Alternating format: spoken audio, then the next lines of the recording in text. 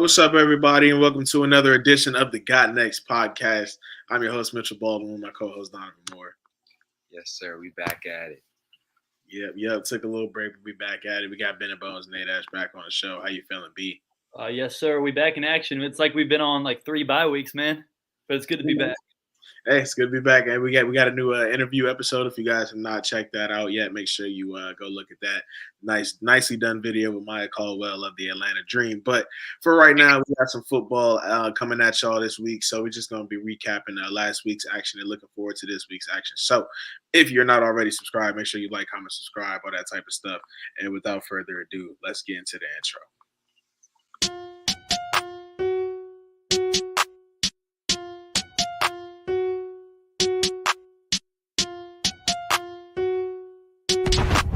You ready, Playboy? Yo, turn it up, Slack. I can't hear nothing.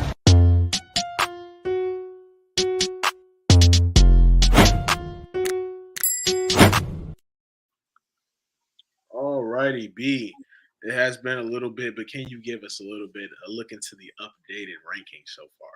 Absolutely. So although we haven't been recording our picks the last 3 weeks, we still made our picks. So therefore, the competition is still on. And right now, the standings are Dono and I are tied at 73 and 50 after 8 weeks, and Mitch is just behind at 71 and 52. So pretty much just where we just left off. I think last time I revealed the standings, it was Dono by 1, then I was behind him, and then Mitch was right behind me by 1. So pretty much still in the same place, any man's game at this point. Cool. Thank you, B. Appreciate that. So next up, we'll be going through and looking at the bye weeks for this week. So we have the Cowboys, the 49ers, the Giants, the Broncos, the Browns, and the Steelers. So please set your fantasy lineups according, and please do not try to bet on anybody on any of these teams. Now, without further ado, let's get started, man. It's been a little bit. I'm kind of excited. Let's get started. Thursday night football. We got the Eagles. We got the Texans. Anybody gonna be picking the Texans here? Whose idea was this to make the Thursday night schedule the way they did it this year? It's got to be Jeff Bezos who did this. Who's ripping us off? I'm telling you, it's rigged right now. The Eagles going to win, and the Phillies going to win the World Series on the same night over the Astros. Oh, God. It's their plan. Wow. They got to cancel school for sure in Philly. But I mean, obviously, they can't allow that to happen. I don't know who allowed that to happen. Facts. Just giving the Eagles a gimme here, but I think everybody here has the Eagles. So without further ado, we're going to move right on to the next game. We got the Packers and the Lions. On any other year, this would have been a very clear, winner. But I really don't know who to pick here. So B, can you break the ice? Can you make it a little bit easier on me? Who you got? Oh, God. Well, the Packers haven't won in a month, and I do think they actually played with some heart against the Bills. The one thing I found weird was they were down 17-0, and they started running the ball just because, despite having Aaron Rodgers, their receivers are so new, and it's clearly the reason the record is the way it is. And they actually ran the ball pretty well. So I think the Packers are going to win this game. The Lions are kind of like the same Lions as last year. They're competing, but they're losing every game. And the Packers can't lose 5 in a row. I mean, this is the one team they're almost guaranteed to beat every year. So I think they start a mini turnaround with a victory over the Lions. Yeah, I agree with you. I think this is the first time we've seen the Packers play this bad under Aaron Rodgers in terms of just losing streaks. The offense not really looking like they're on the same page. But a good team to get back on track against will definitely be the Lions. I think they'll get the run game going early. And Green Bay's defense is very solid. So they had a strong outing versus Buffalo. They just couldn't capitalize on the turnovers they forced. So I think they'll get back on track and win on Sunday. While I do also believe the Packers will win, I didn't like B's reasoning, that, they may not – the Packers can't lose 5 in a row. I didn't think that they could lose 4 in a row or 3 in a row or 2 in a row. Like, it's kind of ridiculous at this point. It's like they're stringing along these losses, and, like, Aaron Rodgers just doesn't look great. Neither does Tom Brady. Probably going to get to him a little bit later. But ultimately, I do have the Packers this week. I think that they can get back on track. But, expect the Lions to still be in this game. And, I mean, the Lions could win if Aaron Rodgers gives it to them. So, but I'm ultimately going to rock with the Packers. Next up, we got the Dolphins and the Bears. Is anybody picking the Bears here in this matchup? Nah, they're playing better football, but I got the Dolphins. Great trades by the Dolphins, by the way. The acquisition of Bradley Chubb and Jeff Wilson only going to give them more depth. I mean, defense, if anything, was their Achilles heel, and they look like they've improved that a little bit. So kudos to the Dolphins. Bears, good luck with Chase Claypool. Yeah, absolutely. I think the Dolphins have looked really, really good, especially Tua. I think he's surprising a lot of people this year, and Tyreek Hill also looks really good as well. So they got something brewing down there in Miami for sure. I hope the Miami Heat can get some of that, good fortune that's going for the Dolphins. We do not look hot right now. But next up, we got the Bills and we got the Jets. Is anybody picking the New York Jets in this matchup? A lot of gimmies so far. Let's hope we see some parity here. Next up, we got the Colts and the Patriots. This is kind of another gimme, but let's see who you got, B. I mean, before the year, I would have said this could be a good game, but I think with the Colts playing a rookie quarterback now, bench Matt Ryan the rest of the year, they're pretty much seeing what their future is about. And a team not to do that against is the Patriots, who are just a well coached team. They aren't that good of a team, but they typically don't lose the teams that they should. I was really surprised when they got killed by the Bears a couple weeks ago on Monday night, but might have just been an off night for them. They look like they're dead set at Mac Jones at quarterback now. No more Bailey Zappi back and forth. But the Colts just they look like they've given up at this point. They're not going to win their division. Titans have that division in lock. Patriots are still competing for possibly a wild card, but I think they win this game. Yeah, like you said, Bill Belichick's resume versus rookie quarterbacks is it's ridiculous. I think he'll just confuse Sam Ehlinger all day long. It'll be a struggle for the Colts, and I got the Patriots winning this one. Ultimately, I do have the Patriots winning this one. The Colts do have a few weapons, but I mean, obviously, Matt Ryan getting benched, you don't really know what you're going to get from their quarterback. And Jonathan Taylor actually has not looked like Jonathan Taylor a lot this year. I know Stone is really in football because he has not been performing, up to his standard. But I mean, don't think they're going to get that going this week against the Patriots. Ultimately, I got the Patriots. And Jonathan Taylor tweaked his ankle today, by the way, too. So yeah, that's what I think. Yeah, so he's not even going to be playing this week either. So yes, I can't pick the Colts, obviously not. So next up, we got the Vikings and the Commanders. Somebody was talking about off-season moves not that long ago. The Vikings just picked up T.J. Hawkinson. I think that's kind of a big deal for them. Maybe a little bit kind of stirs up that tight end position. How you feel about the Vikings this week going up against the Commanders? You want to take this first, Dono, since it's your team? Oh yeah, B. I mean, I'm my bad, D. I got the Vikings in this one. Their offense is it's too potent. With Justin Jefferson just to start with, that's already a menace in himself. And with Washington's secondary struggles, I think Justin Jefferson, that could lead to a big day. And then it's Kirk Cousins' first game back in D.C. And it's a 1:00 game at that. So it's hard to go against Kirk Cousins at a 1:00 time slot, and then it's being a little more for him. So hopefully Washington can pull one out, but I don't see it being too likely. The Vikings are a really good team. Besides that hiccup they had versus Philadelphia, they had some close games, but they've still found ways to win. So I'll go with the Vikings in this one. I was going to say the NFL did the Vikings a big favor by putting them majority 1:00 games. That's where Kirk Cousins usually shines. But despite the fact their defense is playing a lot better this year, Kirk's not even doing all that much. He's just kind of managing games, which is probably what you want him to do, honestly, if you're the coach of the Vikings. That's what I think O'Connell's been implementing. But that being said, it's his return to Washington, so he probably has something to play for this week. And, I mean, shout out to the Commanders for putting together 3 in a row. I say this about every year they've had Rivera. They get hot at one point in the year before they turn back into what they started as during the year. But this, I guess, is their time where they're going through their winning streak. It was a little later in the year last year when they started doing that in the year before. But they're having a nice November so far. But I think the Vikings are a little too talented to allow the winning ways to continue. And I know 7-1 is not something we thought the Vikings would start the season as, but I'm going to keep riding with them until they prove me otherwise. Ultimately, we're going with the Vikings here. I mean, I think that they just, again, like I said about the Commanders a couple weeks ago, they don't really do anything exceptional that I think that they can really hang their hats on at the end of the day. So I'm rocking with the Vikings in this matchup. I think it's not really going to be close, particularly. Next up, got the Chargers and Falcons. The Falcons have been a frisky team the whole year. So what you got, B? I'm going to pick the – God, this is tough. in the game's at Atlanta, right? I'm pretty sure it's at Atlanta. Yep. I'm gonna pick the Falcons. They're in first place in the NFC South right now. Do I think they're gonna finish the year there? I don't think so. I think the Bucs are still gonna figure out a way to win that division. But the Chargers have just not looked like the team that I thought they had the potential of being this year. And J.C. Jackson being out for the year, I think that hurts him a little bit. I still think the Chargers are gonna end up a playoff team, but I think the Falcons are really competing right now more than we ever thought they would. So, having said that, I think I'm going to roll with the Falcons here. I think it'll be a close game. I know Mike Williams is out for the Chargers. Keenan Allen, who knows what's going on with him. But I feel like coming off their bye week, and after they kind of got embarrassed by Seattle at home, and then with how inconsistent Atlanta is, that all plays a part into it. So I'm going to go with the Chargers in this one.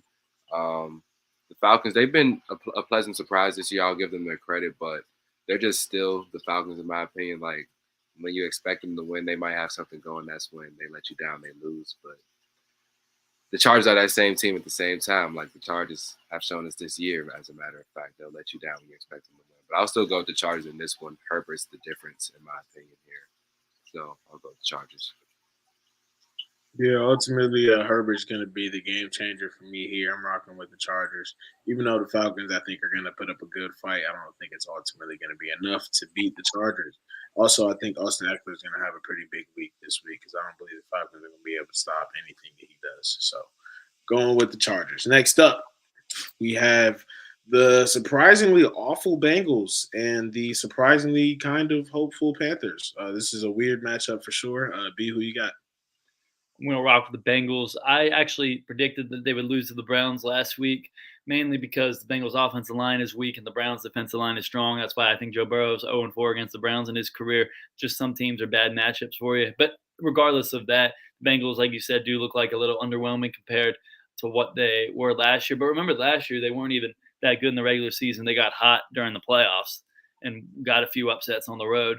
So it looks like, they're going to have to use that same formula if they're going to make a run this year because they're not going to be a higher seed if they are so lucky to make the playoffs.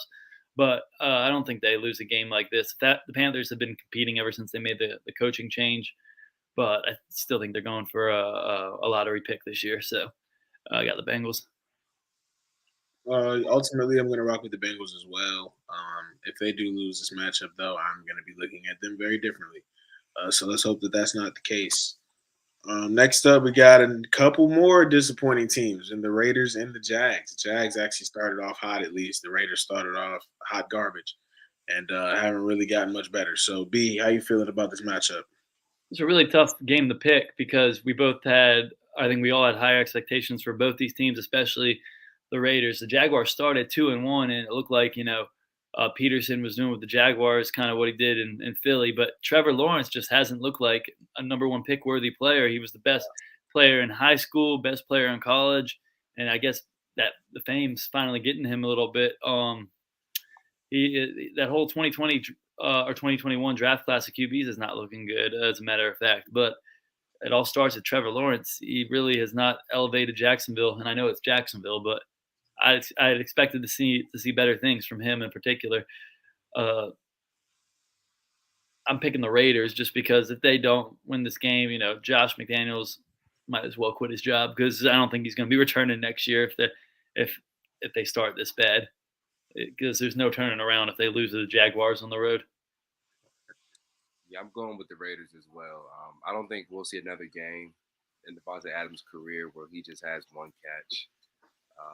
They had a bad game versus New Orleans last week, and the Raiders, it's kind of now or never for them. So I feel like they'll be in desperation mode against Jacksonville, and they'll win.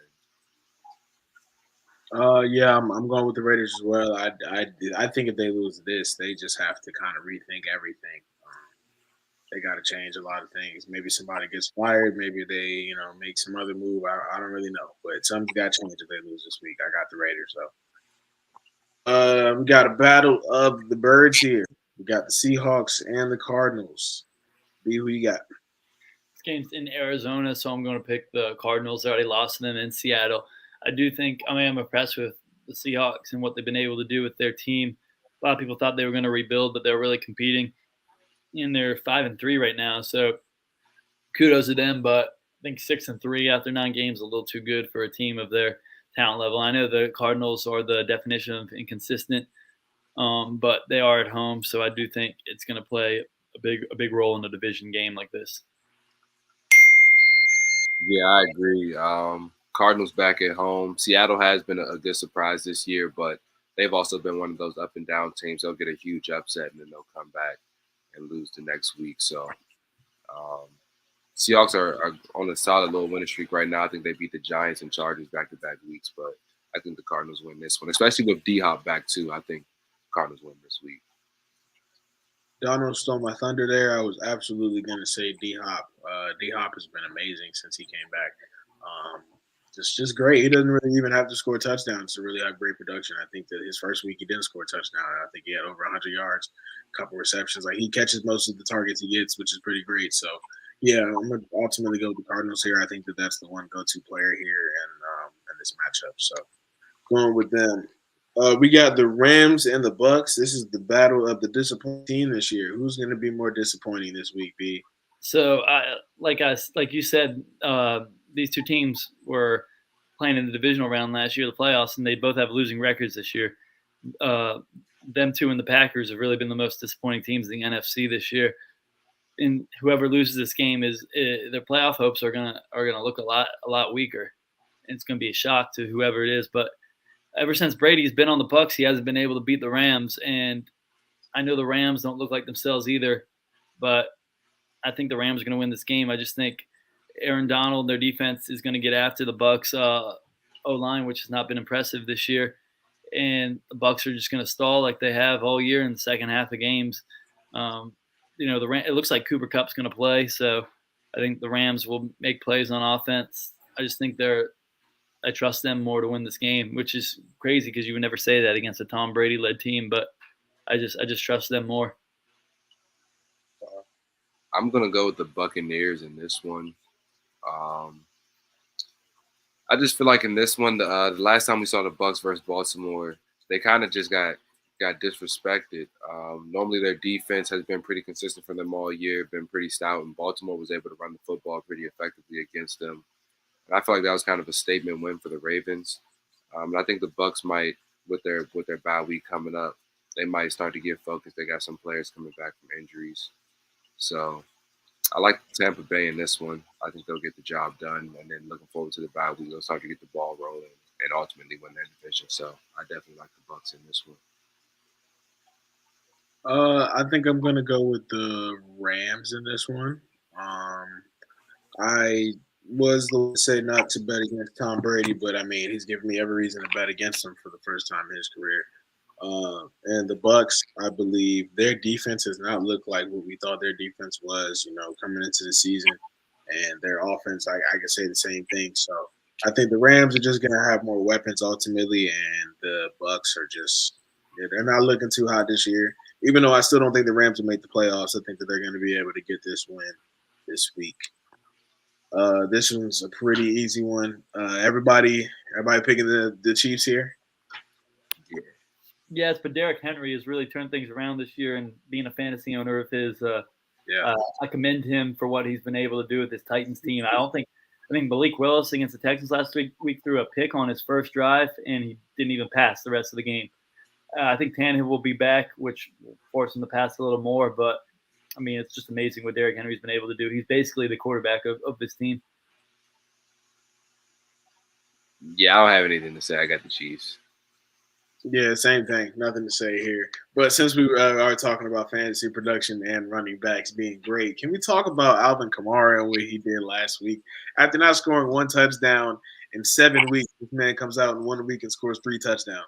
Amazing to see. Definitely made up for a lot of those weeks that I was just wondering where the production was.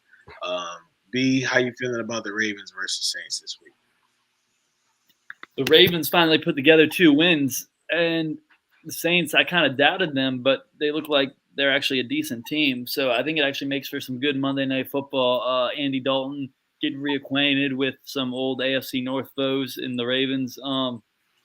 But I just said it. It's Andy Dalton versus Lamar Jackson. So I got to assume the man who's trying to get paid, trying to be the highest paid quarterback in the league, the Ravens will have some reasons to reduce that paycheck if they show him his wins losses, and he lost to someone like Andy Dalton and the Saints. So the Ravens got to win this game. I think they win it, and I also think they're trying to get some separation in the division. So yeah, I think the Ravens will win this one. Yeah, I got the Ravens as well. They just made a very, very nice addition to an already solid defense, adding Roquan Smith. And then they have a lot of players coming back from injury as well. And then the Ravens are, on top of that, hitting the easy part of their schedule. I believe they have the Panthers after this game.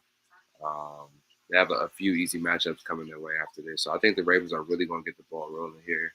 I think they could finish as a top 2 team in the AFC. And I think that, they're going to just keep it going. They're going to beat the Saints on Monday. Ultimately, even though I do not believe in the Ravens long term, I do think that they'll be able to get a win here this week. Andy Dalton is Andy Dalton at the end of the day. There's a reason that he switches teams so much, and I think he's going to show that to you this week. So, Alvin Kamara, I pray that he does some positive things this week, and I pray Michael Thomas can finally come back, even though Brian Robinson got shot and came back before him. So, that's going to do it for this week's picks. Hope you guys enjoyed the episode. Make sure you like, comment, subscribe, all that type of stuff. And we'll be at y'all next week with the next picks. All right, y'all. Peace.